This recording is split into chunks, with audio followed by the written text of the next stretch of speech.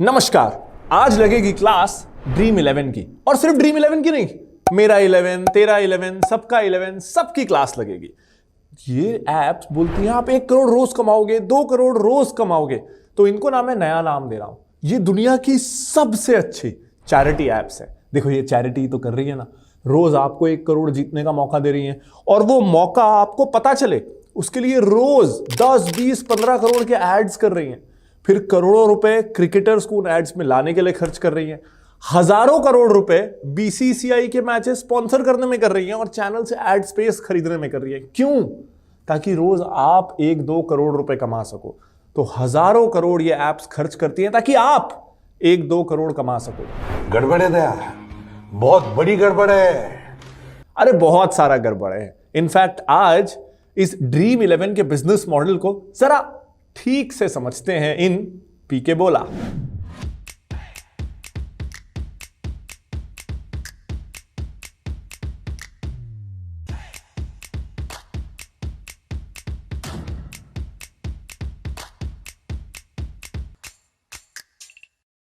अब ड्रीम 11 को हम समझे ना, उसके बिजनेस मॉडल को, उससे पहले जरा पिछले 4 सालों की उनकी मार्केटिंग कैंपेन देखते हैं। और ये ना सिर्फ मार्केटिंग कैंपेन्स नहीं है, ये बहुत प्लान करके बनाई गई स्कीम्स हैं जिससे हम एक तरह से ड्रीम 11 यूज करने को मजबूर हो जाएं। पिछले 4 साल के कैंपेन पे नजर डालते हैं। कुछ साल पहले आया था, ये मैं कर लेता हूं, आप ड्रीम 11 पे टीम बना लो। बेसिकली थीम ये था, खाली मत बैठो, ड्रीम 11 पे टीम बना लो। ये यंगस्टर्स के उस पेन पॉइंट को हिट करता है जहां पेरेंट्स हमको कॉन्स्टेंटली बोलते रहते हैं कि तुम कुछ करते नहीं हो। तो ड्रीम 11 यंगस्टर्स को ये बोल रहा था, ड्रीम 11 पे टीम बना लो and you can earn money, और अपने पेरेंट्स को जवाब दे सकते हो। सबकॉन्शियसली हमारे दिमाग में वो मैसेज आ रहा था। उसके अगले साल कुछ स्टेट्स में ना इसकी लीगैलिटी को प्रॉब्लम होने लगा, कुछ स्टेट्स ने इसको बैन भी कर दिया। तो इसकी इमेज वो लॉटरी सट्टे वाली हो गई थी, जिसको सुधारना बहुत जरूरी था। तो अगले साल क्या हुआ? ड्रीम 11 और खेलो क्रिकेट, खेलो दिमाग से। सबसे पहले ये MS धोनी को लेके आते हैं एज ब्रांड एम्बेसडर, जो इंडिया के सबसे रिस्पेक्टेड लोगों में से एक हैं, और फिर उनसे कहलवाते हैं खेलो दिमाग से, ताकि ये जो लॉटरी वाली इमेज है वो चेंज हो और ये गेम ऑफ माइंड है, गेम ऑफ इंटेलिजेंस है, इसकी तरफ फोकस जाए। उसके बाद पिछले साल क्या कैंपेन आता है? Dream big. एज यंगस्टर्स हम हमेशा बड़े बड़े सपने देखते हैं, लेकिन उनको पूरा करने के लिए कई बार हमारे पास रिसोर्सेज नहीं होते, कई बार हम किसी मुश्किल में फंस जाते हैं, कुछ मजबूरियां होती हैं जिसके कारण हम अपने सपनों की तरफ जा नहीं पाते। वैसे में ड्रीम 11 वो सॉल्यूशन हमारी तरफ लेके आता है कि सपने देखो और वो सपने ड्रीम 11 से पूरे होंगे। ड्रीम बिग तो use dream 11, dream big dream 11, बार बार ये कनेक्शन हमारे दिमाग में बैठाया जाता है। इस साल क्या आया? ड्रीम 11 की थोड़ी ये इमेज होती जा रही थी कि बहुत ज्यादा जो फुल टाइम ये एप्स यूज करते हैं, जो बहुत मैथमेटिकल एक्सेल वाले मॉडल्स यूज करते हैं, बहुत प्रो लेवल एक्सपर्ट लोग ही ड्रीम 11 से पैसा कमा सकते हैं, नॉर्मल लोगों के लिए नहीं है। तो इस साल कैंपेन क्या आया?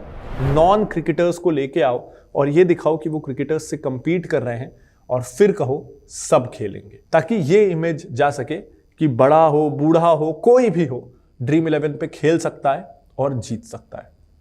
तो हर साल हमारी ब्रेन की कंडीशनिंग की जा रही है, हजारों करोड़ रुपए खर्च किए जा रहे हैं। क्यों? क्या है इनका असली बिजनेस मॉडल? ये क्यों इतने डेस्परेट हैं कि हम इनके ऐप को यूज करें? चलिए अब इनके असली बिजनेस मॉडल को समझते हैं। शुरुआत करते हैं ड्रीम 11 के वो बिजनेस मॉडल की जो हमें दिखाया जाता है। हमें दिखाया क्या जाता है कि सिंपल गेम है, रोज 2 टीमें खेलती हैं, 22 खिलाड़ी होते हैं, उसमें से आपको जो लगता है कि दोनों टीम में कौन से ऐसे खिलाड़ी हैं जो आज बेस्ट खेलने वाले हैं, उससे अपनी 11 लोगों की टीम बना लीजिए। दोनों टीम से आप प्लेयर्स उठा लीजिए, 11 लोगों की टीम बना लीजिए।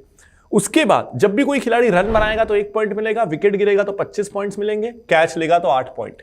तो अगर आपका प्लेयर जो आपने चूज किए हैं प्लेयर, वो ज्यादा रन बनाते हैं या ज्यादा आपके बॉलर्स चूज किए हुए विकेट लेते हैं, तो जिसके सबसे ज्यादा पॉइंट्स हुए, जिसने उस दिन के बेस्ट खिलाड़ी चुन लिए, जिसके सबसे ज्यादा पॉइंट हुए, मिल गए इसे 1 करोड़ रुपए। Simple business plan. इसलिए तो खेलो दिमाग से। अब ना मैं आपको इसका असली बिजनेस मॉडल समझाता हूं, जो हमें ज्यादा बताया नहीं जाता। पहला, हमें एड्स में यह नहीं बताया जाता कि ये 1 करोड़ जीतने के लिए मुझे टिकट खरीदना पड़ेगा। मोस्ट केसेस में, 99.99% केसेस में, ऑलमोस्ट आप मान लो कि आपको टिकट खरीदना पड़ेगा, एक रूम में एंटर होना पड़ेगा। और जो 1 करोड़ वाला रूम है ना, उसमें शायद आप अकेले नहीं होंगे, आपके जैसे 1 करोड़ 2 करोड़ लोग टीम्स बना रहे होंगे। तो फर्स्ट प्राइज के लिए आपको 1-2 करोड़ लोगों से कंपीट करना पड़ेगा। यह आपको नहीं बताया जाता। लगता तो ऐसा है कि गेम फ्री है, बस खोलो, टीम बनाओ, और अगर आपकी टीम बेस्ट है तो आपको अवार्ड मिल गया। लेकिन नहीं, आपको टिकट खरीदना पड़ेगा। अब ये लॉटरी टिकट है कि नहीं, क्योंकि आप टिकट उसमें भी खरीदते हो, फिर जिसका नंबर आ जाता है उसको प्राइज मिल जाता है। तो ऑनरेबल सुप्रीम कोर्ट ने ये बोला है कि नहीं, ये लॉटरी नहीं है, ये गेम ऑफ चांस नहीं है, ये गेम ऑफ स्किल है। इसमें स्किल यूज होता है, इसलिए ये इंडिया में अलाउड है। और ये स्टेट मैटर है, यानी स्टेट गवर्नमेंट डिसाइड करे इसको अलाउड रखना है कि नहीं। इसलिए कुछ स्टेट्स ने इसको बैन भी कर दिया है, लेकिन ज्यादातर इंडिया में ये अलाउड है, क्योंकि ये माना जाता है कि ये गेम ऑफ स्किल है। अब गेम ऑफ स्किल एक और कौन सा है जिसमें आप 1 करोड़ रुपए जीतते हो? केबीसी। 20-25 सालों से इंडिया में कई लोग उससे 1 करोड़ रुपए जीत रहे हैं। अब जरा गेम ऑफ स्किल को अपन कंपेयर करते हैं, केबीसी को ड्रीम 11 से कंपेयर करते हैं। सबसे पहली बात, सोचो क्या हम केबीसी को उतनी ही रिस्पेक्ट करते जितनी हम करते हैं अगर उसमें एंट्री टिकट होती। अगर केबीसी कंटेस्टेंट्स से 1-1 लाख रुपए ले रहा होता और उसमें भी वो ये बोलता कि 1-1 लाख रुपए सब दो, और कितने लोग दो? जितनों को देना है। यानी हजारों लोगों से 1-1 लाख ले लो, करोड़ों लोगों से 1-1 लाख ले लो। ऐसा भी नहीं है कि 100 लोगों से मैं 1 लाख लूंगा और विनर को 1 करोड़ रुपए दूंगा। ऐसा तक ना रखे अगर केबीसी, और बोले लाखों लोगों से मैं ले लूंगा 1-1 लाख रुपए और मेरे पास आ जाएंगे 1000 करोड़, जिसमें से मैं 60% ही बांटूंगा, मैं पूरा पैसा बांटूंगा भी नहीं। तो क्या हम केबीसी को रिस्पेक्ट कर पाते? अब समझते हैं ड्रीम 11 क्या कर रहा है। एक तो वो करोड़ों लोगों से 50 रुपए, 100 रुपए, 500 रुपए, आपके ऊपर है आपको कौन से रूम में एंटर होना है। 50 रुपए वाले में, 100 रुपए वाले में, 200 वाले में, आपकी मर्जी है। अब मान लो आप 500 रुपए वाले रूम में एंटर होते हो। 500 रुपए वाला रूम यानी 500 रुपए उस रूम की फीस है, और आप जैसे 100 लोग और उस रूम में एंटर होते हैं। टोटल 100 लोग एंटर होते हैं। तो टोटल पैसा जो ड्रीम 11 के पास आया वो हो गया 50,000। अब ड्रीम 11 इसमें से क्या करता है पता है? ये सबसे खराब बात, ड्रीम 11 इसमें से 30 से 40% पैसा रख लेता है खुद के लिए, हाउस कट बोल के। यानी 50,000 में से 15-20 हजार तो ड्रीम 11 खुद रख लेगा, बाकी जो 30,000 बचे ना, वही वो प्राइस मनी के रूप में बांटेगा। अब आपको समझ में आएगा कि क्यों वो रोज आपको 1 करोड़ का लालच देता है कि आप रोज 1 करोड़ जीत सकते हो, क्यों वो आईपीएल स्पॉन्सर करता है, क्यों वो इंडियन क्रिकेटर्स को करोड़ों रुपए देता है। उसको आपके जीतने या हारने से ना कोई मतलब नहीं है। उसकी तो एक चीज फिक्स है, जितना पैसा आएगा, जितने लोग आएंगे, जितना पैसा डालेंगे, उसका 30 से 40% सीधा सीधा मेरा। लोग हारे, जीते, मरे, डूबे, मेरा उससे कोई लेना देना नहीं। तो बेसिकली मुझे क्या करना है? मुझे सारे क्रिकेटर्स को उठा लेना है, सेलिब्रिटीज को उठा लेना है, जहां ऐड मिले वहां ऐड करना है और लोगों को बोलना है आप 1 करोड़ जीत सकते हो, पैसा डालो। तो वो आपसे पैसा डलवा रहा है आपको 1 करोड़ जीतने का लालच देके। क्यों? क्योंकि जो भी पैसा आप डालोगे उसका 40%, 30 से 40% सीधा सीधा ड्रीम 11 लेके जा रहा है। तो उसको तो सारे इंडिया से पैसा डलवाना है, सारे इंडिया का 40% उसका। पता है गवर्नमेंट भी पूरा देश चलाती है, एजुकेशन, इंफ्रास्ट्रक्चर, डिफेंस, मेडिकल, पूरा देश 140 करोड़ लोगों को चलाती है, और गवर्नमेंट का भी हाईएस्ट इनकम टैक्स स्लैब ना 40% है। ज्यादातर लोगों से तो वो टैक्स लेती ही नहीं है, और उसके बाद 10, 20, 30% के स्लैब्स हैं। और ड्रीम 11 सिर्फ आपको एक फैंटेसी टीम बनाने का 40% टैक्स ले लेता है। तो ऐड तो करेगा ही ना, वो तो चाहेगा ही कि आप पैसा डालो। अब बात आती है स्किल की। केबीसी की हम रिस्पेक्ट इसलिए करते हैं क्योंकि वो गेम ऑफ स्किल है। अगर आप में स्किल है तो आप 1 करोड़ जीत सकते हो। अगर आपको वो सवालों के जवाब आते हैं आप 1 करोड़ जीत सकते हो। उसी तरह क्या ड्रीम 11 में अगर आपके पास स्किल है, आपको पता है कौन खिलाड़ी किस बॉलर के खिलाफ कैसा खेलता है, कैसे मौसम में, कैसे पिच में कैसा परफॉर्मेंस होता है, तो आप बेस्ट टीम बना सकते हो। यहां एक इंपॉर्टेंट चीज, केबीसी में ना आप कंपीट कर रहे होते हो कंप्यूटर के अगेंस्ट, एक कंप्यूटर के अगेंस्ट। वो कंप्यूटर आपसे सवाल पूछता है, आपको उसके जवाब आने चाहिए। सोचो अगर वही सवाल हर बार जब सवाल पूछे जा रहे हैं और आप 1.5-2 करोड़ और लोगों के साथ उस हॉट सीट पे बैठे हो, तो केबीसी में एक बार में अमिताभ बच्चन 2 करोड़ लोगों से सवाल पूछ रहे हैं, तो और हर सवाल में वो जीतेगा जो सबसे पहले आंसर करेगा, तो आपके जीतने की चांसेस कितनी ज्यादा कम हो जाएंगी ना। ड्रीम 11 में अनलाइक केबीसी, एक तो आप पैसे देके एंट्री कर रहे हो, जिस पैसे का 30-40% आपसे छीन लिया जा रहा है, उसके बाद जो 60% पैसा है उसके लिए 1.5-2 करोड़ लोग एक साथ उस पैसे के लिए कंपीट कर रहे हैं। तो स्किल कितनी भी अच्छी हो, आपकी जीतने की चांस ना 1 in 2 करोड़ है, अगर वो फर्स्ट प्राइस है और 2 करोड़ लोग खेल रहे हैं तो चांसेस इतनी ज्यादा कम है ना कि स्किल एक्चुअली बहुत दूर रह जाता है। इसको डिजाइन बहुत ही क्लेवरली किया गया है। अब इसके डिफेंस में जवाब आता है, how can you say that it is legal. Honourable supreme court ने इसको लीगल बोला है और स्टेट्स पे छोड़ा है कि उनको अलाउ करना है कि नहीं। भारत ना एक इंडिपेंडेंट डेमोक्रेटिक कंट्री है जहां ज्यादातर एडल्ट्स को ये देश फ्रीडम देता है, और ये अच्छी बात है, फ्रीडम होनी चाहिए कि वो चूज कर सकें उन्हें क्या करना है क्या नहीं करना है। इस देश में ना शराब लीगल है, सिगरेट लीगल है, आपको जान के हैरानी होगी लेकिन प्रोस्टिट्यूशन भी इस देश में लीगल है। तो लीगल तो बहुत सारी चीजें, क्या हम सब वो जाके करने लगे? एक देश जब मैक्रो लेवल पे मैनेज होता है ना तो बहुत सारी चीजें वो एडल्ट्स के विवेक पे छोड़ता है कि आप समझदार हैं और आपके लिए क्या सही है उसका निर्णय आप खुद ले सकते हैं। तो ये सवाल आपको खुद से पूछना है कि सुप्रीम कोर्ट जो है वो आप पे भरोसा कर रहा है कि आप समझदार हैं और आपके लिए क्या सही गलत है उसे सोच सकते हैं।